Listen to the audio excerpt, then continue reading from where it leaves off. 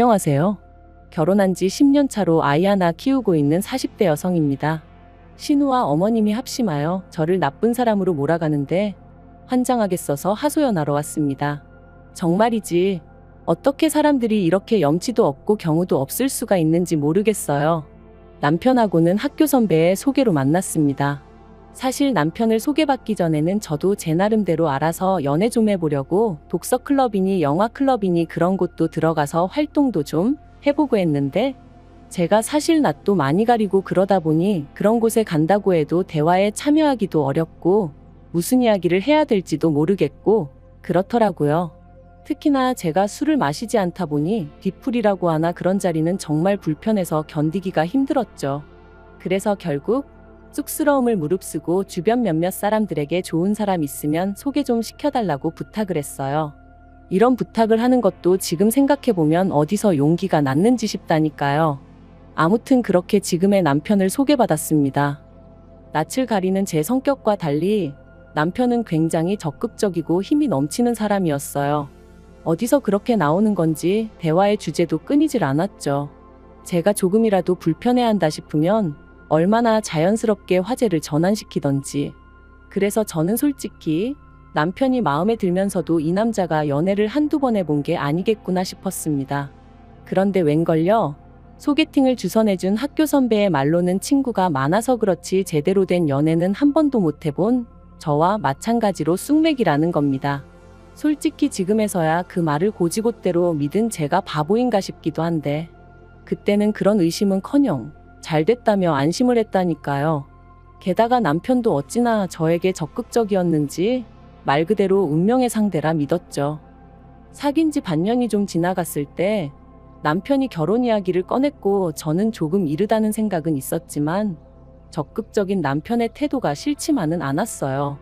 결혼이란 게 누구 한 사람이 밀고 나가지 않으면 진행이 안 되더라는 언젠가 그런 이야기를 들은 적이 있었기에 오히려 다행이다 싶기도 했죠. 하지만 결혼 이야기가 어느 정도 진행이 되어가던 어느 날 남편이 저에게 사실은 자기가 저에게 말하지 않은 게 하나 있다며 운을 떼었습니다. 순간 여자 문제인가? 어디 숨겨둔 애라도 있는 건가? 그 짧은 시간에 별의별 생각이 머릿속을 스치며 심장이 쿵 떨어지는 느낌이 돼요. 그런데 다행이라고 해야 할지 제가 생각했던 그런 일은 아니었고 한다는 말이 결혼할 때 시부모님한테 따로 지원은 못 받을 것 같다 뭐 그런 이야기더라고요. 그래서 괜찮다고 했습니다. 솔직히 연애하는 동안 남편이 그렇게 잘 사는 집 아들이라고는 생각한 적도 없었거든요. 그런데 일이 진행이 되면 될수록 제 예상보다 훨씬 더 시댁 사정이 빠듯했어요. 알고 보니 아버님께선 오랫동안 병원 생활을 하시다 돌아가셨는데 그 과정에서 병원비로 적지 않은 빚을 지셨던 거죠. 그리고 그 병원 생활의 이유는 결혼하고 나서야 알게 되었는데 아버님이 음주로 중앙선을 침범하여 교통사고를 일으키셨던 거라 하니 이미 돌아가신 분이라고 해도 실망감이 이만저만 큰 것이 아니었습니다. 아무튼 시댁으로부터는 이런 한 푼 지원을 받지 못하는 상황이 기정사실화되자 친정부모님께선 저에게 이 결혼을 꼭 해야겠냐며 속상한 기색을 감추지 못하셨어요. 사실 저희 친정이라고 해서 얼마나 잘 사는 것은 아니었지만 그래도 시댁 정도로 빠듯한 형편은 아니었거든요. 하지만 그 당시엔 시쳇말로 제가 눈에 뵈는 게 없기도 했고 그 와중에 패기는 넘쳐서 없으면 없는 대로 시작하면 된다 생각했죠. 그래서 친정부모님께 걱정 마시라 큰소리만 쳐놓고는 그렇게 결국 시집을 갔어요. 남편과 제가 모아둔 돈 싹싹 긁어모으고 보다 못한 친정부모님이 5천만 원 보태주셔서 그 돈으로 직장에서 멀지 않은 곳에 작은 오피스텔을 구했습니다. 말이 좋아 방 2개지 하나는 칸막이만 쳐놓았을 뿐 거실이나 다름없는 13평의 작은 공간이었지만요. 그리고 이후로는 솔직히 알뜰살뜰하게 열심히 살면 좋은 날이 올 거라고 생각했는데 말이죠. 저희 부부가 결혼한 지 3년째 되던 해였습니다. 당시 저희 부부는 어느덧 한 아이의 부모가 되어 있었고 전세로 살던 오피스텔을 떠나 아파트에서 생활을 하고 있었어요. 먹고 사는 게 넉넉지는 않았지만 그래도 남한테 손 벌리고 아쉬운 소리 할 정도는 아닌 정도로 그렇게 살고 있었죠. 그런데 하루는 신우가 결혼할 사람을 소개하고 싶다며 연락을 해왔습니다. 그리고 이 연락은 무척이나 뜻밖이었는데 왜냐하면 저희 부부는 신우와 그다지 왕래가 없었거든요. 사실 왕래는 고사하고 가벼운 안부 연락조차 주고받은 적도 없었네요. 어디서부터 어떻게 이야기해야 하나 싶은데 결혼하고 얼마 지나지 않았을 때였습니다. 저희 어머님은 늘 남의 집 이야기하기를 좋아하셨고 그날도 어머님 친구분 중 얼마 전 자식을 결혼시키신 분이 계셨는데 그 집 며느리 이야기를 신나게 늘어놓으셨죠.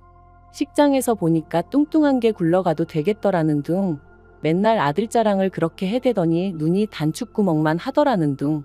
솔직히 저는 원래 남한테 별 관심이 없기도 하고 앞에서 못할 말은 뒤에서도 하지 말자는 주의라서 어머님의 그런 수다가 듣기 편치만은 않았습니다만 그래도 싫은 이야기도 들어드리고 적당히 맞장구를 쳐드리는 것도 어떻게 보면 며느리의 도리 중 하나다 그렇게 생각하고 그래서 적당한 리액션을 보이며 대화를 이어가고 있었거든요.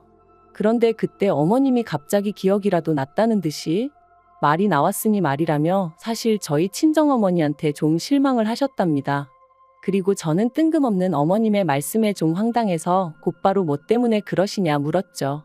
그랬더니 저야 어려서 뭘 몰랐다 쳐도 저희 친정어머니는 저희한테 5천씩이나 보태줄 여유가 있었으면서 예단은 왜 생략한 거냐고. 예단이라는 건 시댁에다 우리 딸 좀 잘 봐주세요 하고 보내는 것인데 친정어머니께서 내가 너를 미워해도 상관없으셨나 보다 뭐 그런 식으로 말씀을 하시더라고요. 좀 황당하대요. 당장 어머님은 정말 아무것도 안 해주셔놓고 속으로 그런 생각 그런 계산을 하고 계셨다는 게 어이없기도 했고요. 그래서 어머님께 아무리 그래도 그렇게 말씀하시면 저도 기분이 별로 좋지는 않다고 했어요. 처음부터 어머님이 하나도 못 도와준다 하셔서 허례허식 다 생략하게 된 거고 저희 둘이 모은 돈으론 전세 보증금하기도 빠듯하니까 친정부모님께서 그래도 신경 써주신 건데 그걸 그런 식으로 말씀하시니까 불쾌하다고 솔직히 말씀드렸죠. 저는 그리고 지금도 제가 어머님께 못할 말을 한 거라고 생각하지 않아요. 확실히 그때 상황을 상기시켜드리고 제 입장을 말씀드려야 두 번 다신 이런 말씀을 하지 않으시겠지 싶어서 단도직입적으로 말씀을 드린 것뿐이었는걸요. 그런데 어머님은 제가 당신 말에 동의하지 않았다는 게 불쾌하셨던 건지 그런 어머니 밑에서 컸으니 생각하는 방식도 똑같은가 보다며 뭐랄까 가정교육을 제대로 못 받았다는 식으로 말씀을 이어가셨습니다. 그리고 그런 이야기를 듣고 가만히 있을 며느리가 세상에 몇이나 되겠어요. 그래서 저도 그만 목소리를 높이고 말았습니다. 아무것도 안 해주시고 나 몰라라 하셨던 어머님은 이제 와서 그런 말씀하실 자격이 없으시다 그랬죠. 그리고 너무 화가 나서 그냥 먼저 집에 와버렸어요. 그런데 이제 신우 입장에선 자기 엄마가 며느리한테 소위 당했다 싶었는지 저에게 전화를 걸어와서는 악다구니를 써댔습니다. 네가 뭔데 우리 엄마한테 그따위 소리를 하냐면서 그깟 5천이 돈이라고 해왔다고 유세냐. 며느리한테 가방 하나 못 받은 우리 엄마가 불쌍해서 속에서 열불이 난다 어쩐다. 이제 막 대학을 졸업한 신우가 저한테 그러고 달라드니까 기도 안 차더라고요. 그래서 그래. 너 나중에 시집갈 때 네 시어머니 될 사람한테 이것도 해드리고 저것도 해드리고 다 해드려라 그랬습니다. 어머님이 네 시집갈 때 얼마나 바리바리해서 보내는지 두고 보자 뭐 그런 소리도 했던 것 같아요. 그랬더니 이제 또 제가 시댁 형편 어려운 거 알면서 비아냥거렸다고 울고 짜고 이래도 욕먹고 저래도 욕먹고 말 그대로 욕바지가 따로 없었다니까요. 그래서 이후로는 연락을 안 했어요.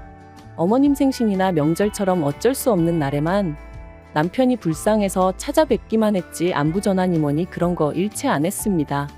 그랬더니 어머님도 제가 애 낳았을 때만 병원에 잠깐 왔다 가시고 애 양말 한 짝 안 사주시더라고요. 돌잔치 때도 오셔서 하루 종일 못 씹은 얼굴로 앉아만 있다 가셨고요. 오죽하면 저희 고모가 네 시어머니는 저럴 거면 뭐하러 왔냐고 하실 정도였다니까요.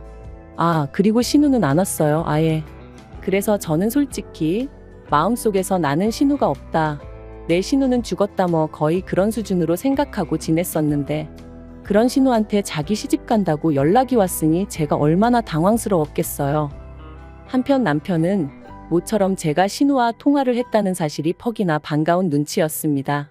그리고는 한다는 말이 신우도 막상 자기가 시집갈 때가 되니까 그때 지가 저한테 했던 게 생각나서 미안한 마음에 연락한 게 아니겠냐며 저더러 이참에 그간 묵은 감정은 털어내면 안 되겠냐대요. 그래서 저도 그런가 싶은 생각도 들고 그래서 노력해보겠다고 했죠. 그리고 얼마 후 신우에게 다시 한번 연락이 왔습니다. 결혼에 있어서 저희랑 상의를 좀 하고 싶다며 말해요. 그런데 그 상의라는 건 지금 생각해도 괘씸한데 바로 돈 얘기였어요. 좋은 게 좋은 거 아니냐며 남편이 이참에 어머님까지 해서 다 같이 보자고 졸라대는 통에 신우와 만나는 장소가 얼떨결에 시댁으로 정해졌거든요. 남편은 지금도 이 이야기를 하면 무조건 아니라며 팔짝 뛰지만 저는 지금도 남편과 신우 그리고 어머님이 저 몰래 합심하여 소위 판을 깐 게 아닌가 싶은데, 제가 이런 의심을 하는 이유는 모든 게 너무 자연스럽게 흘러갔기 때문이에요. 갑자기 꼬리를 내린 신우와 당신이 경솔했다며 사과를 해오신 어머님, 그리고 신우가 시집을 가야 하는데 알다시피 돈이 어디 있냐며 어떻게 한 5천만 원만 해줄 수 없겠냐는 어머님의 부탁까지. 어이가 없었습니다. 그 이유는 단지 5천만 원이란 액수가 커서가 아니라 제가 현찰로 들고 있는 돈이 딱 5천만 원이었는데 마치 어머님이 그걸 알고 계신 듯 했으니까요. 그리고 제가 그런 의심을 할 수밖에 없었던 건 저는 돈 관리를 하는 내내 남편에게 비밀을 만든 적이 없어요. 오히려 남편에게 지금까지 얼마를 모았다, 목표는 얼마다 하며 세세하게 상황을 공유했었지. 그러니 제 입장에선 팔은 안으로 굽는다고, 신우가 시집은 가야 되는데 돈이 없으니 자기들끼리 이런 깜찍한 생쇼를 꾸민 건가 싶기도 했고, 하지만 어쨌든 없다고 했네요. 5천만 원이 무슨 땅 파면 나오는 것도 아니고 그런 큰 돈이 어딨겠냐고 딱 잡아댔죠. 그랬더니 어머님이 저더러 너무하다면서 그럼 얼마나 해줄 거냐 하시길래 제가 100만 원 불렀습니다.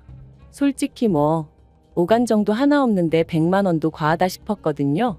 그런데 어머님은 또다시 저더러 생각이 있는 거니 없는 거니, 그랬다간 네 신우가 시집가서 어떤 대접을 받을지 몰라서 이러니, 그래서 제가 어떤 대접을 받을지 왜 모르겠냐고, 제가 지금 당하고 있는 이 대접 그대로 받겠죠 하고 받아쳐버렸어요.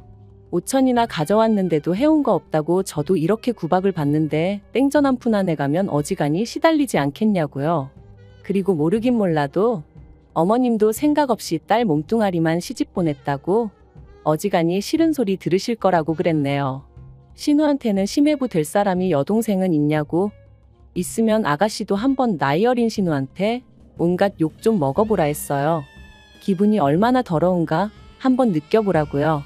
그랬더니 어머님이 어이없단 표정으로 저를 노려보시더니 이내 제정신이 아니라며 아주 악담을 퍼붓는다고 저더러 꼴도 보기 싫다며 눈앞에서 꺼지라시대요.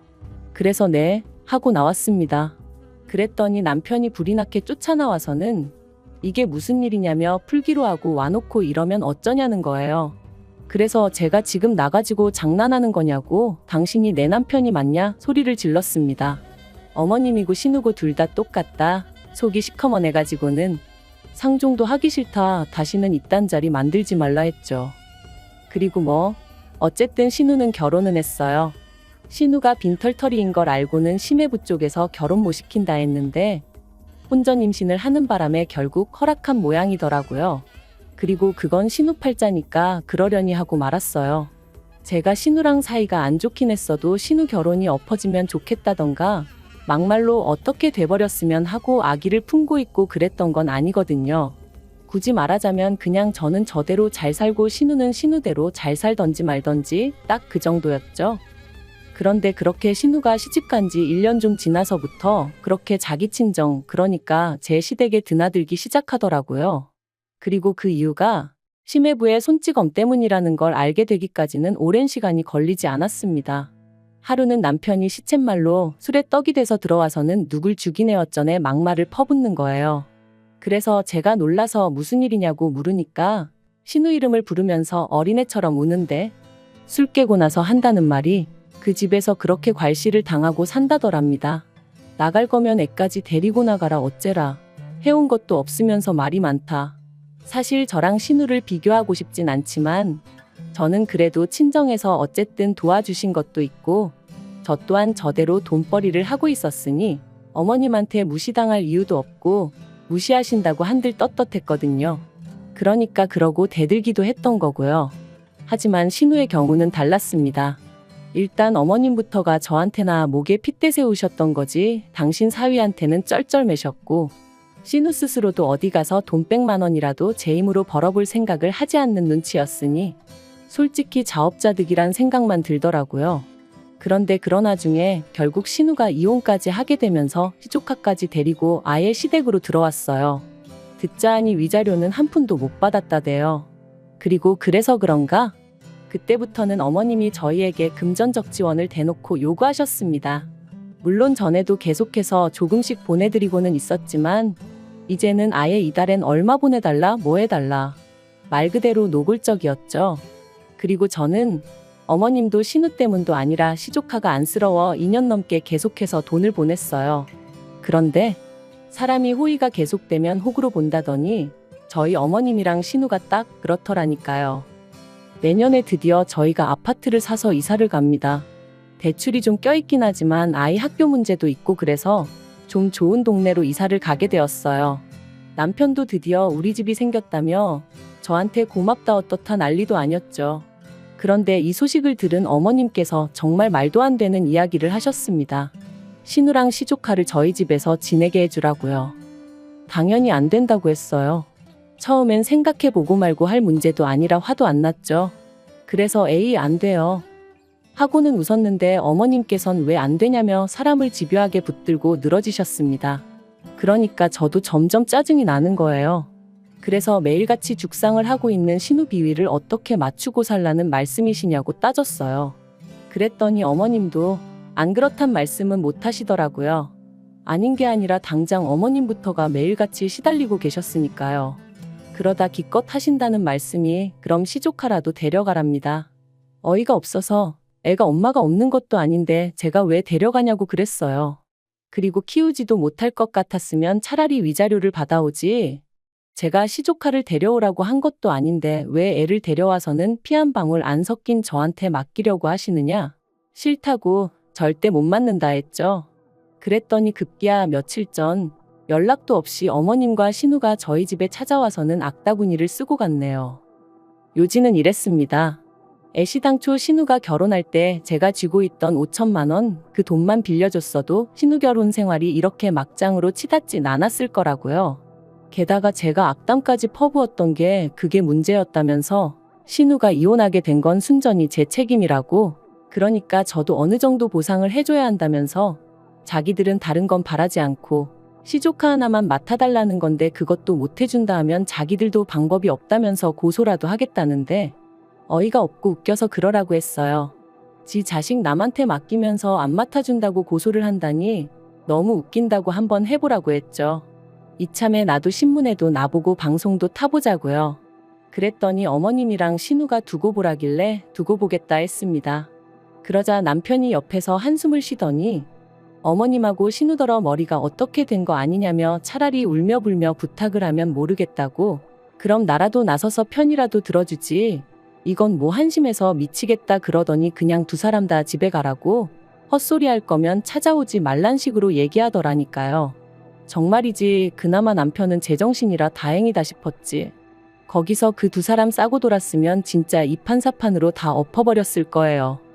이후로 어머님하고 신우는 저한테 미친 듯이 전화도 걸어대고 문자로 욕도 해대고 그러길래 차단해버렸고요. 다행히 새로 이사가는 집 주소는 안 알려줬거든요. 남편한테도 그쪽에 알려줬다간 가만 안 둘 거라고 얘기해놨으니 제정신이면 안 하겠죠. 솔직히 지난 세월을 생각해보면 제가 100점짜리 며느리는 아니었을지 몰라도 어머님한테 이렇게 시달릴 이유는 없는 것 같아요. 그런데 이젠 또 그런 생각도 듭니다. 이러나 저러나 욕먹는 거 80점짜리면 어떻고 30점짜리면 어떤가요? 그냥 저 하나 속 편한 대로 사는 게 장땡 아니겠어요? 어머님이나 신우에 대한 사람 대 사람으로서의 어떤 인정이랄까 그런 것도 이제 남아있지 않습니다.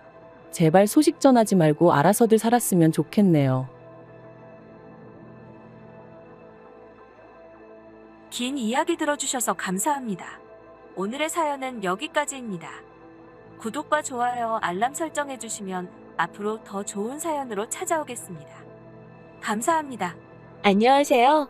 매일 새로운 사연을 전하는 읽어주는 사연 라디오입니다. 구독과 좋아요, 많은 공유 부탁드립니다. 오늘의 사연 시작하겠습니다. 안녕하세요. 결혼한 지 1년 만에 시댁하고 연을 끊게 된 30대 여성입니다. 그나마 남편은 제 편이라서 일단 이혼은 면했지만 그래도 여전히 속에서 우라가 치밀어 오르는 걸 견딜 수가 없네요. 친정 부모님도 살면서 이런 경우는 처음 보신다며 기가 막힌다고 이게 사기 결혼이 아니면 뭐가 사기 결혼이냐며 분을 삭히지 못하고 계시고요. 정말 남편만 아니면 고소라도 하고 싶은 심정입니다. 남편하고는 제 나이 31, 남편 나이 33의 지인의 소개로 만났습니다. 당시 저는 하나둘씩 결혼하고 출산하는 친구들을 보면서 조금씩 조바심을 느끼고 있었고, 남편은 시부모님께서 언제 결혼해서 자리 잡고 아버님 회사를 물려받을 거냐며 시쳇말로 하도 쪼아대셔서 나온 자리라고 했었죠. 아무튼 서로 사정이 어떻건 간에 만남 자체가 나쁘진 않았어요. 특히나 다른 건 몰라도 영화 이야기가 나왔을 땐 서로 시간 가는 줄 모르고 대화를 나눴을 정도니까요. 그리고 저희는 영화를 핑계로 누가 먼저랄 것 없이 다음 약속을 잡고 또 잡고 그렇게 만남을 이어가다가 자연스레 연인 사이로까지 발전할 수 있었습니다. 남편과 결혼 이야기가 나온 건 그렇게 사귀기 시작하고 꼬박 2년이 지났을 때였어요. 사실 남편과 만나기 시작하고 얼마 되지 않았을 무렵 아버님께서 뇌졸중으로 쓰러지셨는데 이후로 회복이 더뎌 온 가족이 많이 힘들어한다는 건 알고 있었거든요. 그러다 아버님께서 치매 증상까지 보이기 시작하신 이후로는 남편이 하루라도 빨리 결혼식을 올렸으면 하는 눈치였습니다. 온전한 정신이실 때 손주까지는 안겨드리지 못하더라도 최소한 아들이 장가가서 가정 꾸리고 사는 모습은 보여드리고 싶다면서 말이죠. 그리고 저도 그런 남편의 의견에 동의하였기에 그렇게 부부의 연을 맺기로 했네요. 결혼 준비를 하던 당시 저와 남편의 조건을 비교하자면 일단 저는 개인적으로 사업을 하고 있었던 반면 남편은 직장을 다니는 평범한 회사원이었어요. 그리고 그마저도 저는 대학을 졸업하자마자 사업을 시작한 반면 남편은 공무원 시험 공부만 4년 가까이 하다가 직장에 들어갔기에 실질적으로 돈을 벌기 시작한 건 3년 남짓밖에 되지 않았죠. 그리고 상황이 이렇다 보니 제가 모아둔 돈은 1억 가까이 되었던 반면 남편은 2천 정도밖에 가지고 있질 않았습니다. 그럼에도 불구하고 제가 남편과의 결혼을 결심했던 건 남편이 자기 입으로 먼저 그러더라고요. 결혼하고 나면 아버님께서 당신이 하시던 사업을 남편에게 물려주기로 하셨고 또 시부모님이 땅을 좀 가지고 계신데 그것도 남편에게 주신다 하셨다고요. 그래서 속물처럼 들릴지 모르겠지만 결혼해도 괜찮겠다는 생각이 들었습니다. 게다가 상견례 자리에서 어머님이 먼저 이런 말씀을 꺼내셨어요. 아들 장가 보내려고 모아둔 돈도 있고 없는 집안 아니니 걱정 안 해도 된다. 얼마나 당당하고 자신만만하게 말씀하시던지 친정 부모님도 그땐 더 뭐 따지고 자시고 할 것도 없겠다 싶으셨대요. 시댁에서 이래저래 돈이 있다고 하니 저는 남편에게 1억씩 준비해서 집을 하자 했습니다. 저는 제가 모아둔 돈이 있었고 상견례 이후로도 시부모님은 남편을 통해서 몇 번이나 필요한 만큼 지원해 주실 수 있다는 식으로 말씀하셨기에 1억 정도는 크게 무리되지 않을 거라고 생각했어요. 그리고 남편도 흔쾌히 알겠다고 그렇게 전하겠다고 했는데 며칠 뒤 뜻밖의 이야기를 꺼냈습니다. 시부모님께서 집을 아예 사주고 싶어 하신다고요. 처음에 딱 그 이야기를 들었을 땐 놀라움과 기쁨 그리고 당황스러움이 동시에 느껴졌어요. 요새는 남자 쪽에서 집을 해오는 경우가 거의 없다 들었고 저도 애시당초 그런 기대가 없었으니까요. 그리고 또 한편으로는 지나친 기우인가 싶기도 했지만 해주시는 것만큼 바라시는 게 많으시면 어쩌나 하는 걱정도 되었죠. 그래서 친정 부모님과 상의 끝에 마음만 감사히 받기로 하고 집은 처음에 얘기했던 대로 반반씩 부담했으면 싶었어요. 그래서 이 뜻을 남편을 통해 다시 시부모님께 전했고요. 그런데 얼마 후 어머님이 따로 한번 만나자며 연락을 해오셨습니다. 회사 앞으로 오신다는 걸 그건 경우가 아닌 것 같아 남편과 함께 시댁에 갔죠. 어머님께서는 저를 보시고는 잘했다 하시더니 해준다고 하면 감사합니다 하고 받으면 되지 왜 그렇게 싫다고 난리냐며 웃으셨어요.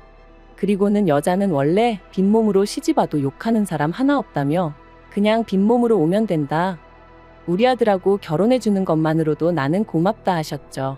그리고 아마 요새 이런 시어머니가 어딨냐고 제가 배가 불렀다고 생각하는 사람도 있을지 모르겠습니다만 제 입장에선 그다지 듣기 좋은 소리가 아니었어요. 빈몸으로 시집을 가고 싶다는 생각도 해본 적이 없었고 세상에 공짜는 없다고 시간이 갈수록 어머님의 과한 친절이 오히려 저를 불편하고 불안하게 만들었거든요. 그래서 저는 최대한 예의를 갖춰 어머님께 다시 한번 저와 저희 친정 부모님의 의견을 전했습니다. 성인들이 만나서 가정을 꾸리겠다고 결정을 내린 만큼 스스로 책임을 지고 싶다. 물론 남편이 모아둔 돈이 많이 부족하다 보니 어머님 아버님께 도움을 아예 안 받을 수는 없는 상황이 맞다. 하지만 제 몫은 제가 감당하겠다. 그런데 저희 시부모님의 고집은 정말 보통이 아니셨습니다. 어머님께선 제 손을 꼭 붙드시곤 제가 고생해서 벌었다는 그 돈은 잘 가지고 있고 시부모인 우리 볼낯이 없어서 그러는 거라면 혼수나 좀 신경 써서 해오라고. 그러면서 여자가 결혼을 하더라도 자기 돈 얼마는 쥐고 있어야 서럽지 않은 법이라며 남편한테 너무 시시콜콜 다 말해주지 말라시대요. 그리고 저는 이 이야기를 들었을 때 제가 정말 행운아인 줄 알았습니다. 마음 넓고 며느리를 정말 딸같이 생각해 주시는 어머님을 만났다고. 저는 정말이지 어리석게도 어머님이 진심으로 저를 생각해 주시는 줄 알았다니까요. 그렇게 결국 시부모님이 1억 7천짜리 아파트를 하나 사주셨는데 명의는 당연히 남편 명의였습니다. 그리고 여기까지도 저는 어떤 불만 같은 것도 없었어요. 하지만 이후의 일들로 저는 조금씩 이게 맞나 하는 의구심을 갖게 되었습니다. 원래 제가 신혼집으로 들어가고 싶었던 집은 비록 신축 아파트는 아니었어도 방 3개, 화장실 2개는 되는 그런 아파트였어요. 그리고 그런 아파트는 서울이 아니라고 해도 2억으론 부족했기에 저희 2사람 돈에 대출을 받아 보탤 계획이었죠. 하지만 시부모님께서는 당신들이 사주는 집이라는 이유로 제 의견은 크게 개의치 않으셨고 결국 시댁에서 멀지 않은 곳에 위치한 빌라를 사주셨습니다. 그리고 저에게는 혼수는 안 해도 된다며 대신 리모델링을 하는 게 어떻겠냐 하셔서 얼떨결에 그 빌라에 4천만 원이란 큰돈을 시쳇말로 쳐바르게 되었죠. 그런데 막상 리모델링을 마치고 나니 그래도 이제 좀 새집 같은데 냉장고나 세탁기 같은 건 남들 보는 눈도 있으니 좋은 걸로 했으면 좋겠다 하셨고 그래서 또 울며 겨자 먹기로 1,000만 원 가까운 목돈을 쓰게 되었습니다. 참고로 원래는 제가 자취하면서 쓰던 냉장고랑 세탁기도 사이즈가 작은 것도 아니고 그렇게 오래된 것도 아니다 보니 그냥 계속 쓰려고 했었거든요. 그리고 말이 나왔으니 말이지만 1,000만 원 가까웠던 결혼식 비용도 제가 부담했어요. 집을 해주신다니까. 정말이지 지금 생각해보면 집 같지도 않은 거 하나, 그것도 공동명의로 받은 것도 아닌데 뭐가 그렇게 감사할 일이라고 이래저래 돈을 뜯겼는지 저도 모르겠습니다. 하지만 더 큰 문제는 결혼하고 3달쯤 지나서부터 불거져 나오기 시작했어요. 아버님의 건강 문제로 남편이 원래 계획보다 조금 더 일찍 아버님 사업을 물려받게 되었거든요. 회사는 당연히 관둬야 했고요. 그런데 아버님이 하시던 사업이 무엇이라고 제가 여기다 밝히긴 어렵지만 직장인들이 월급 받듯이 매달 수익이 정산되는 구조가 아닌 거예요. 게다가 문제는 그뿐만이 아니었죠. 시부모님께선 당장 남편이 저한테 1원 한 푼 가져다 주지 못하고 있다는 사실을 뻔히 알고 계셨음에도 불구하고 매달 생활비와 용돈을 명목으로 100만 원씩 보내줄 것을 요구하셨거든요. 그리고 그 이유가 이게 다 당신들이 저희 집 사주느라 이렇게 된 거 아니냐며 그 소리를 듣는데 말 그대로 속이 터지더라고요. 누가 사달라고 한 것도 아닌데 먼저 돈이 있는 집이네 어쩌네 하시며 꾸역꾸역 사주겠다 하시고는 사주셔놓고 그 뒤 후폭풍은 우리더러 감당하라 하시니 아니 이것도 말이 좋아 우리더러지. 솔직히 당시 제 심정은 시부모님이 싼 똥 저 혼자 치우고 있는 기분이었어요.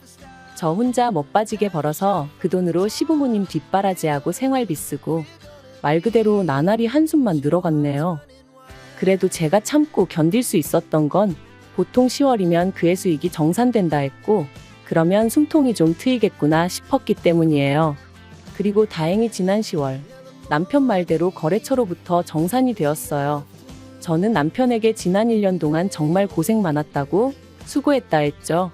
여담이지만 아버님이 사업장을 물려주시긴 했어도 편찮으신 이후로는 관리가 제대로 되지 않아 거래처도 많이 떨어져 나가 있었고 그 외에도 여러 가지 정리되지 않은 것들이 많아서 남편이 야근은 물론이고 주말에도 걸핏하면 사업장에 나가봐야 했었습니다. 신혼이지만 남들이 생각하는 그런 신혼을 보내지 못했다고 해야 할까요? 아무튼 그래서 정말 감개무량했는데 바로 다음날 어머님께 연락이 왔습니다. 정산된 수익을 전부 다 당신 통장으로 보내라고요. 황당하고 어이없고 기도 안 차서 도대체 그 이유가 뭐냐고 여쭈었습니다. 지난 1년 동안 남편이 열심히 번 돈이고 이제 저희도 그동안 마이너스 나고 했던 부분들을 메꿔야 하는데 왜 어머님께 돈을 보내드려야 하느냐고요. 그랬더니 어머님이 그 사업장을 남편에게 물려줬다고 해서 모든 권리를 넘긴 것은 아니랍니다. 일을 제대로 배우라는 뜻으로 사업장을 넘겨준 거지. 아직 어머님이나 아버님이 보시기엔 남편이 일을 배우려면 한참 멀었다면서 돈 관리도 당분간은 어머님이 해주실 거니 저더러 아무 신경 쓰지 말고 걱정도 하지 말랍니다. 그리고는 덧붙이시기를 제가 돈도 잘 버는데 왜 돈이 마이너스가 났냐면서 용돈 좀 줄 거냐고 그러시대요. 용돈이라니 다시 한번 황당해서 말이 안 나왔습니다. 사업장을 물려받을 땐 분명히 어머님 아버님 두 분 다 남편을 전적으로 믿고 맡기시겠다며 상위 10% 안에 들 수 있게끔 키워봐라 어째라 그러셔놓고 이제 와서 용돈을 받으면서 일을 하라니 어떤 며느리가 수긍할 수 있었겠어요.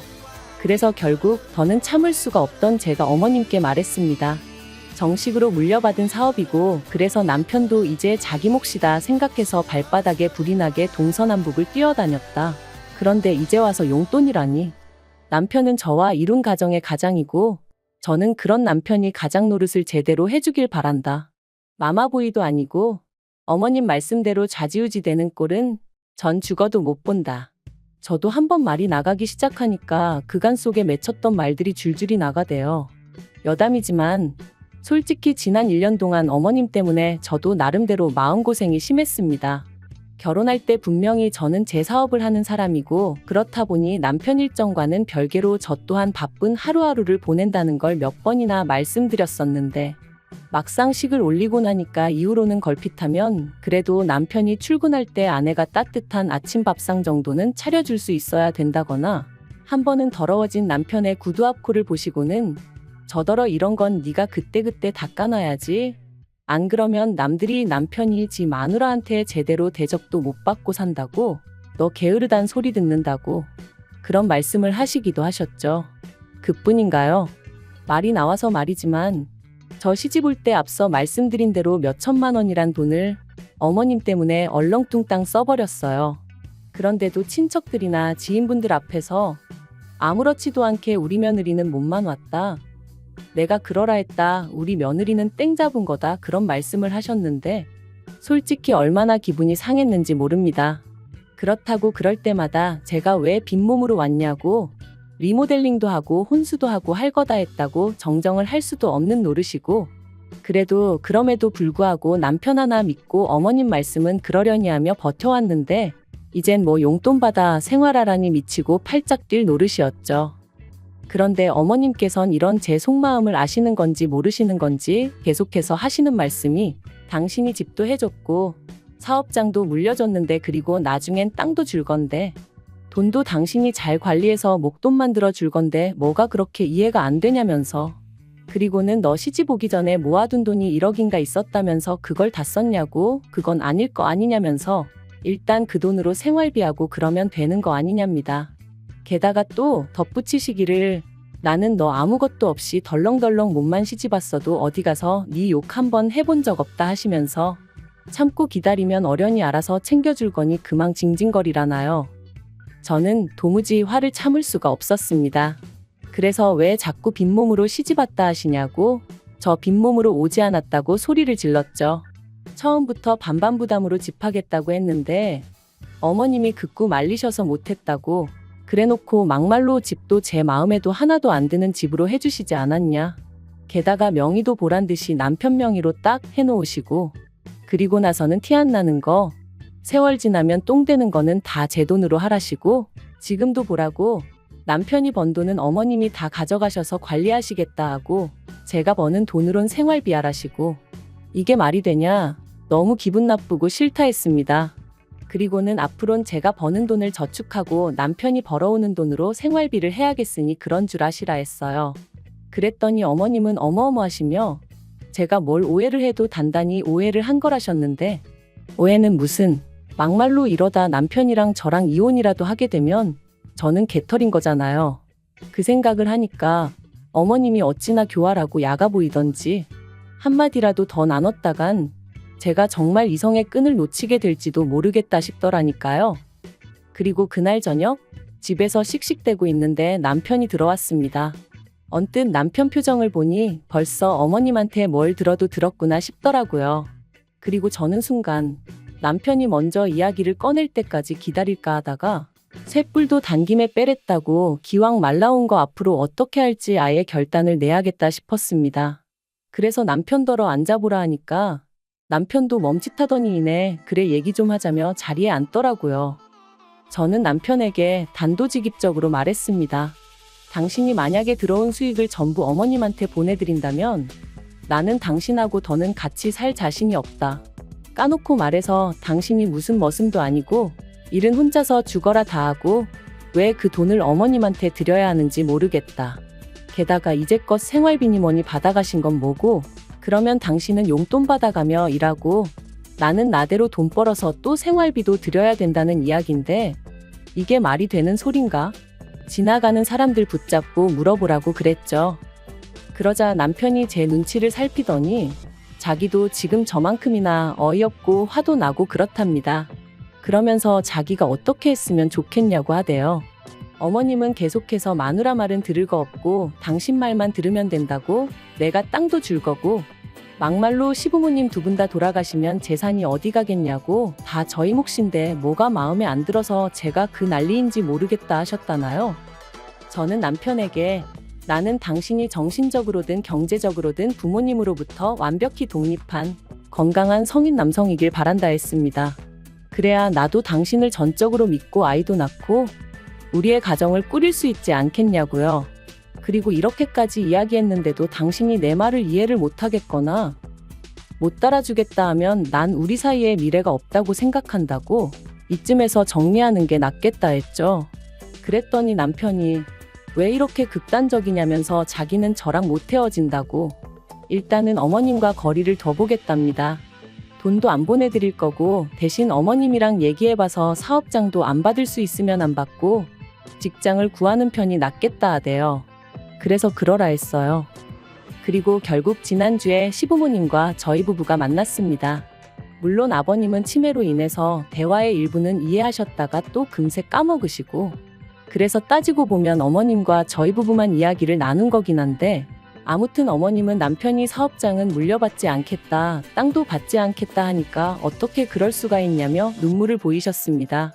아버님이 아시면 얼마나 속상해 하시겠냐면서 그리고는 이게 다 저 때문이라면서 아내가 돼서는 남편을 옳은 길로 안내해야지 어떻게 부모 뜻을 거스르게 하냐 내가 너 예쁘게 봐주려고 했는데 더는 안 되겠다 너무 실망이다 뭐 그러시더라고요. 그래서 저도 어머님한테 이번 일로 실망 많이 했다 했어요. 그리고는 남편에게 어머님이랑 대화 잘하고 나오라고 하고 먼저 자리에서 일어났네요. 차에서 남편을 1시간쯤 기다렸을까 남편이 저 멀리서 터덜터덜 걸어오는 게 보였습니다. 그리고 이내 차에 오르는 남편의 표정이 밝지만은 않더라고요. 제 마음도 편치 않았죠. 하지만 어떻게 하기로 했는지 물어보지 않을 수도 없고 한참 뜸을 들이다 얘기 잘했냐고 물었어요. 그랬더니 자기도 이번 일로 여러 가지 생각이 많았다며 저랑 약속한 대로 사업장은 안 받겠다 했다대요. 그러면서 당장 사무직인 직장을 구하기는 쉽지 않을 것 같아서 구직하는 동안 택배든 뭐든 되는 대로 일단 해보려고 하는데 괜찮겠냐 하길래 대답 대신 꼭 안아줬습니다. 뭐가 됐든 좋다고 어머님 아버님 그늘에서 벗어나 다시 예전처럼 당신의 능력을 보여달라 했죠. 그렇게 저는 다시 한번 남편을 믿어보기로 했습니다만 사실 마음이 완전히 놓인 것은 아니에요. 이후로 어머님은 계속해서 남편한테 너 아니면 누가 이걸 맞냐면서 연락을 해오시는 눈치셨거든요. 하지만 정말 어머님 아버님이랑 제대로 단판 짓고 수익에 대한 권리까지 완전히 가져온다는 말 그대로 법적인 조치까지 취해지지 않는다면 그런 껍데기뿐인 사업장 개나 줘버리라죠. 그리고 남편과는 별개로 저는 저대로 어머님과는 당분간 거리를 두고 살 생각입니다. 저희 부부가 꾸린 이 가정을 하나의 독립체로 봐주시지 않는 이상 어머님과의 갈등은 피할 길이 없어 보이니까요. 긴 이야기 들어주셔서 감사합니다. 오늘의 사연은 여기까지입니다. 구독과 좋아요, 알람 설정해주시면 앞으로 더 좋은 사연으로 찾아오겠습니다. 감사합니다. 안녕하세요. 매일 새로운 사연을 전하는 읽어주는 사연 라디오입니다. 구독과 좋아요, 많은 공유 부탁드립니다. 오늘의 사연 시작하겠습니다. 안녕하세요. 결혼한 지 2년 만에 남편하고 갈라서게 된 30대 여성입니다. 지금 제 기분은 저도 잘 모르겠습니다. 알터니가 빠진 듯 시원하기도 하고 한편으론 허탈하기도 하고 결혼할 때 이혼을 염두에 두고 하는 사람이 몇이나 되겠어요. 저도 그랬습니다. 4년이란 짧다면 짧지만 길다면 긴 시간 동안 남편을 만났고 만나는 동안 저도 나름대로 확신이 있었기에 결혼까지 결심하게 된 것인데 이혼은커녕 오히려 평생 남부럽지 않은 행복을 만들고 누리며 살아갈 줄 알았죠. 남편하고는 친구의 소개로 만났습니다. 좀 더 정확히 말하자면 원래는 남편 친구랑 제 친구랑 연애 중이었는데 이 커플이 여럿이서 어울려 만나기를 좋아하는 성격이거든요. 그래서 그둘이 남편과 저도 한번 만나보라며 소개 자리를 만들어준 거예요. 저희가 만약에라도 사귀게 된다면 더블 데이트도 하고 그러면 같이 캠핑도 하고 여행도 다니고 재밌을 것 같았다면서요. 그리고 그 두 사람이 어느 정도는 보는 눈이 있었던 건지 정말로 남편이랑 저랑 잘 맞았어요. 첫 만남에서부터 어색하고 그런 것보다는 오히려 얘기거리가 끊이지 않아서 신기할 정도였다니까요. 그래서 이후로 저희는 누가 먼저랄 것 없이 연락을 주고받고 만남을 이어가다가 본격적으로 사귀기 시작했죠. 그런데 친구들도 몰랐던 사실이 있었던 게 그건 바로 남편의 집안 형편이라던가 가족관계라던가 그런 거야 사실 어지간한 친구 사이가 아니면 파악하기 쉬운 건 아니잖아요. 그렇다고 그런 걸 대놓고 묻는 것도 흔치 않은 일이고 그래서 친구들이 알면서도 저에게 말을 안 했다거나 속였다곤 생각하지 않아요.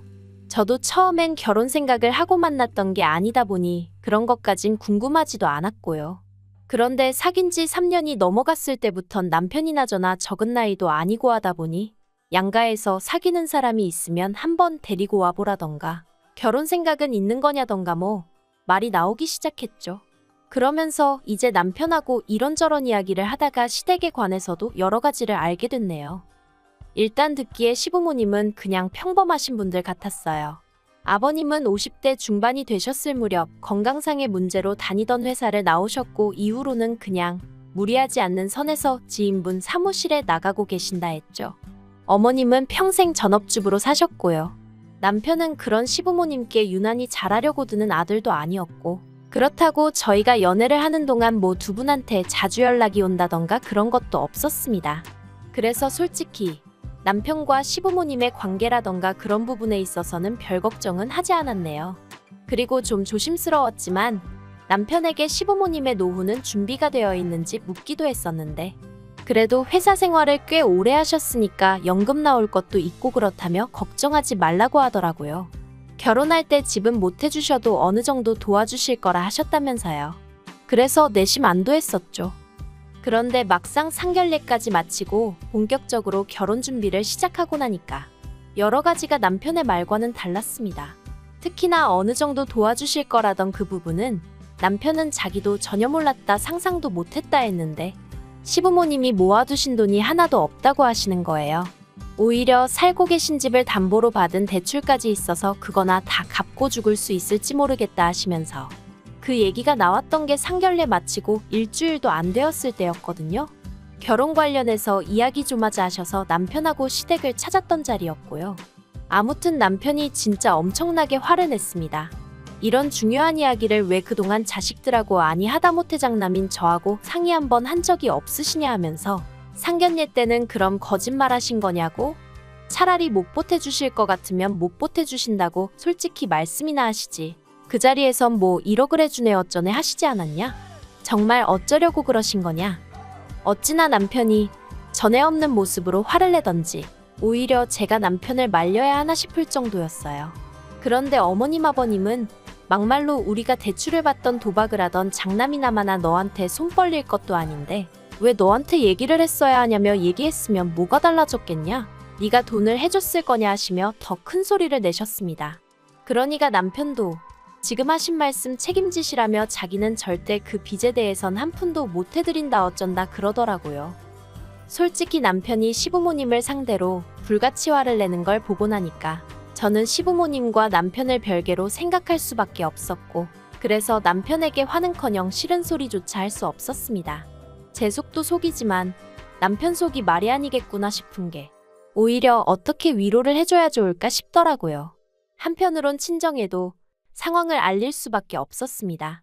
남편이 어떻게든 잘 둘러대면 안 되겠냐, 장인 장모님이 이 일로 나를 반대하시면 어쩌냐 하며 걱정을 했지만 그렇다고 친정 부모님을 속일 순 없었으니까요. 그리고 예상했던 것처럼 친정에서는 처음엔 난리가 났어요.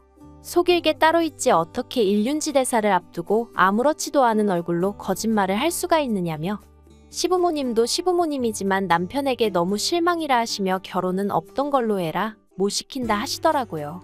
그런데 지금 생각해보면 제가 정말 제정신이 아니었다는 거 아는데 그땐 그런 친정 부모님이 너무 야속하게만 느껴지는 거예요. 남편도 아무것도 몰랐다는데 누구보다 당사자인 남편이 제일 속상할 텐데 그걸 왜 저희 친정 부모님은 믿어주시질 않으실까? 속상하고 원망스럽더러니까요. 하지만 결과적으로 친정 부모님께선 저희 두 사람의 결혼을 허락해 주셨습니다. 헤어지려고도 해봤지만 잘 되지 않았고 눈물은 어찌나 하염없이 나던지. 제가 연애를 많이 해본 것은 아니었지만 제가 그토록 힘들어하는 걸 친정 부모님이 처음 보셨거든요. 그러니 이러다 딸 잡겠다 싶어서 어쩔 수 없이 허락해 주시는 거라고 하셨어요. 그리고 저나 남편이나 정말 감사하다고 실망시키는 일 없이 잘 살겠다 했죠. 다만 저도 친정 부모님 가슴에 대못 박으며 시집 가는 것 같아 경제적 지원은 받지 않겠다고 했습니다. 저나 남자친구나 모아둔 돈이 아예 없는 것도 아니었으니 서로 돈을 합치고 거기에 대출받으면 전세 정도는 구할 수 있겠다 싶었거든요. 남편과 결혼 전 저는 3살 터울의 여동생과 함께 자취생활을 하고 있었어요. 원래 본가도 경기도라 저나 여동생이 출퇴근하는데 큰 무리는 없었는데 저와 달리 여동생은 독립에 대한 의지가 확고했거든요. 물론 친정 부모님은 허락해 주시지 않았지만요. 그러니까 여동생이 자기가 번 돈으로 나가겠다 하면 누가 무슨 수로 말리겠냐면서 정말 한 5년 동안 자린고비저리 가라 싶을 만큼 짠순이 마냥 살더라고요. 그러더니 하루는 친정 부모님께 이제 정말 말리지 마시라며 내 능력으로 나가 살겠다고 거의 선언하듯 통보를 해왔죠. 그리고 친정 부모님은 그런 여동생이 내심 기특하면서도 한편으론 걱정이 이만저만이 아니셨답니다. 그래서 나름대로 해결책으로 제시하신 게 언니인 저와 같이 나가 살아라였죠. 당연히 여동생은 그럼 그게 무슨 독립이냐 하며 싫다해 댔지만 친정 부모님의 고집을 꺾지는 못하더라고요. 그래서 제가 여동생이랑 같이 살기 시작했어요. 다만 1억 4천에 달하는 전세자금 중 1억에 가까운 돈을 여동생이 부담했기에 제가 나머지를 보태고 생활비를 댔어요. 참고로 여동생은 저와 달리 결혼이며 임신이며 말만 들어도 진저리를 칩니다. 자기는 혼자 잘 먹고 잘 살다 갈 거라면서 말이죠. 그런데 문제는 이제 제가 결혼을 해야 하니까 보증금에 묶여있던 제 돈이 아쉬워지더라고요. 돌려달라고 하자니 동생이 집을 줄여 이사를 가야 할 상황이었는데 언니 된 입장에선 동생이 지금보다도 열악한 환경에서 살게 하기도 그렇고, 그래서 결국 제 돈은 친정 부모님이 먼저 저에게 주시고 나중에 동생이 이사를 하거나 그러면 그때 동생한테 받으시겠다대요. 감사했죠. 마음도 놓였고요. 그런데 왜인지 보나마나 남편이었겠지만 이 세세한 내막을 시댁 식구들도 다 알고 있더라고요. 한편 몇 달 전부터인가 어머님과 통화를 할 때면 어머님께선 하소연하듯 시동생들의 소식을 전하셨습니다. 시동생 둘 다 허파에 바람이 들었는지 서울 타령을 그렇게 해야 된다면서 말이죠. 그리고 그럴 때마다 저는 솔직히 찜찜한 마음을 감출 수가 없었어요. 이건 뭐 나더러 시동생들을 한번 불러주라는 말씀이신가 싶기도 했고, 그런데 제가 시동생들하고 그렇게 가까운 편은 아니었거든요. 어떻게 말해야 하나 싶은데 솔직히 보고 있으면 한심합니다. 일단 남자 시동생은 사업을 한답시고 매일같이 이 사람 저 사람 만나서 술 마시고 다니는 게 일이었어요. 게다가 제가 말은 안 했지만 남편이 저 몰래 얼마씩 용돈까지 쥐어주는 상황이었으니, 그리고 신우도 나이가 29으로 결코 어린 나이가 아닌데 어쩜 그렇게 철이 없는지 몰라요. 어떻게 해서든 제대로 된 직장 들어가서 자기 밥벌이 할 궁리는 안 하고 돈이 없네? 아르바이트 해야겠다. 돈 들어왔네? 써야겠다. 정말 이렇게 생각하고 사는 눈치였거든요. 그리고 여기도 저희 남편한테 걸핏하면 돈 뜯어가는 거 저 다 알고 있었어요. 하지만 나름대로 오빠 노릇한다고 그러는가 보다 싶어서 그냥 내버려둔 거죠. 아무튼 그런 시동생들이 급기야 하루는 저희 남편한테 그러더랍니다. 서울에서 제 여동생이 혼자 산다지 않았냐? 언니랑 살던 집이라며 그럼 방도 하나 더 있을 거 아니냐? 거기에 자기들이 가서 살게 해달라고요. 저는 처음에 남편이 그 이야기를 하는데 이게 무슨 미친 헛소린가 싶었어요. 내가 뭘 잘못 들었나 싶기도 하고 그걸 말이라고 전하고 있는 남편도 어이가 없었죠. 시동생들이야 워낙 철딱서니가 없고 그걸 전화 남편이 모르는 것도 아니니 남편 선에서 말 같지 않으면 잘라내고 말아야지. 그걸 뭐 한다고 나한테 전하냐고요. 그래서 제가 남편한테 말이 된다고 생각하냐고 짜증을 냈어요. 그랬더니 남편도 말 안 되는 건 아는데 그래도 시동생들이 말이라도 한번 해보라고 혹시 형수가 이해해줄지도 모르지 않냐면서 조르길래 그래서 해본 소리랍니다. 신경 쓰지 말라나요. 그런데 저희 시부모님, 특히나 어머님 반응이 어이가 없었어요. 저한테는 애들이 서울 가고 싶어서 환장을 해서 저런다며 미안하다 하시면서도 당신 팔자가 사나워서 그렇다며 언제까지 저 혹덩어리들을 달고 살아야 하는지 모르겠다. 그리고는 저더러 네 동생은 엄청나게 야무진가 보다면서 그런 사람하고 한 집에서 살면 시동생들도 뭐 좀 배우는 게 있지 않겠냐 하시는데 이건 뭐 어거지로 들이대시는 것보다 더 부담스럽고 더 짜증나대요. 물론 저는 확실하게 안 된다고 말씀은 드렸지만요. 그리고 이 정도 거절했으면 다들 성인이니 제 말이 무슨 말인지 알아들었을 거라고 생각했는데 어이없게도 저희 남편이 글쎄 제 동생에게 직접 전화를 걸었답니다. 저는 이마저도 여동생한테 들어서 알았어요. 여동생이 한다는 말이 자기도 말을 해야 하나 말아야 하나 고민하다 이야기하는 거라면서 저희 남편이 그러더랍니다. 어려운 부탁인 거 알지만 자기 동생들이라면서 자기를 믿고 단 1년만이라도 같이 살게 허락해주면 안 되겠냐고요. 그래서 제 여동생이 형부 동생들이라고 해도 나한테는 남이다. 형부가 이런 부탁을 한다는 것 자체가 이해가 안 된다 했답니다. 그런데 저희 남편이 제 동생더러 그러더래요. 남이라니 서운하다. 나는 처제를 친동생이나 다름없다고 생각했다. 그리고 어차피 처제는 아침에 출근했다 저녁 늦게 나야 집에 오고 그럼 대낮엔 빈집이나 마찬가지인데 서로 마주할 만한 시간도 없을 거다. 저희 남편이 어찌나 억지를 쓰던지 결국 듣다 못한 제 여동생이 저희 남편더러 형부 이러시는 거 너무 불편하니까 앞으로 이런 이야기 하실 거면 연락하지 말라고 그랬답니다.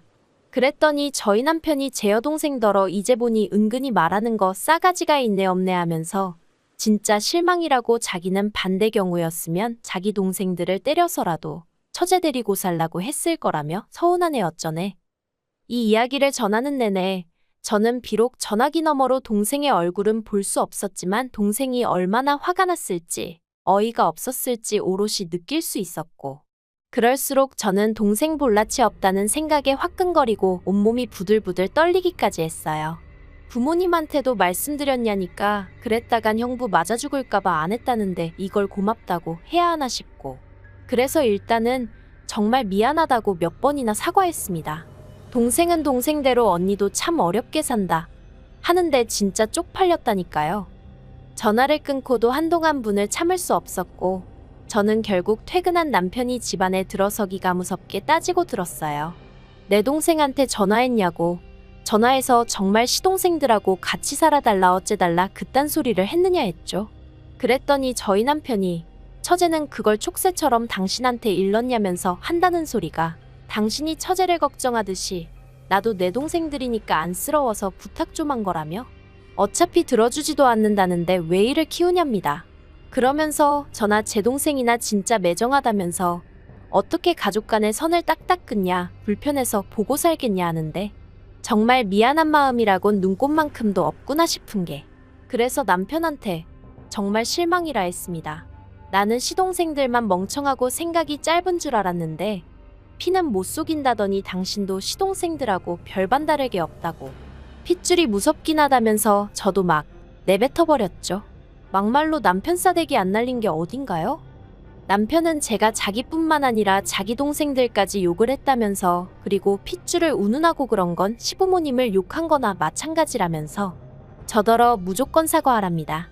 열받아도 사람이 할 말이 있고 하지 말아야 할 말이 있는데 제가 선을 넘었다면서 사과하래요. 그리고 이참에 처제한테도 입 조심하고 살라고 그러다 한번 된통 얻어 터진다고 말하라는데, 꼭 제 귀에는 이게 남편이 언제 한번 제 동생을 때리기라도 하겠다며 선전포고를 하는 것처럼 들렸습니다. 이러니 상황이 점점 더 나빠졌지 좋아질 수가 있었겠어요? 결국 제 입에서 먼저 이혼 소리가 나왔죠. 남편하고는 뭐 공동재산이랄 것도 없었고 그나마 있는 건 전세보증금이 다였는데, 그것도 타이밍이 좋았다고 해야 하나 재계약을 한 해 만에 얘기가 나오던 딱 그때였거든요. 그래서 재계약 안 한다 하고 보증금 돌려받아 자기가 해온 만큼 딱딱 나눴습니다. 그리고 이 정도로 일이 진행되고 나서야 친정부모님께도 이혼하기로 했다 하니까 친정아버지는 착잡하신 표정으로 별 말씀은 안 하시대요. 친정어머니께서는 지금이라도 잘 생각했다 하시며 괜찮다고 절 위로해 주셨는데, 솔직히 위로받을 만큼 뭐 가슴이 아프고 그런 것도 없었어요. 여동생은 혹시 자기 때문에 언니가 이혼한 거냐며 제 앞에서 엉엉 울었는데 절대 그런 거 아니니까 걱정하지 말라고 했죠. 사실 제가 이렇게 간추려서 써서 그렇지 난리도 아니었습니다. 남편 쪽에서도 가만히 있지 않았거든요. 시부모님께서 당신들이 대신 사과할 테니 저더러 한 번만 그냥 넘어가자며 절 붙잡으셨는데, 제가 안 잡히니까 이후론 시동생들을 보내셨는데, 시동생들은 사과는커녕 자기들은 제가 친언니 친누나 같아서 그랬던 거라며 자기들도 서운하네 어쩌네. 여전히 생각이란 걸 안 하는구나 싶더라니까요. 남편은 말해 뭐해요. 했던 소리 또 하고 또 하고 미안하다고 하면서도 근데 어쩌고 저쩌고 내 입장이 어쩌고 저쩌고 어찌나 듣기도 싫던지. 그렇게 애틋하면 지가 지능력 되는 대로 방구해서 동생들 옆구리에 끼고 살던가. 아무튼 비록 이혼녀 딱지를 달게 되었지만 후회는 없네요. 긴 이야기 들어주셔서 감사합니다. 오늘의 사연은 여기까지입니다. 구독과 좋아요, 알람 설정해주시면 앞으로 더 좋은 사연으로 찾아오겠습니다. 감사합니다.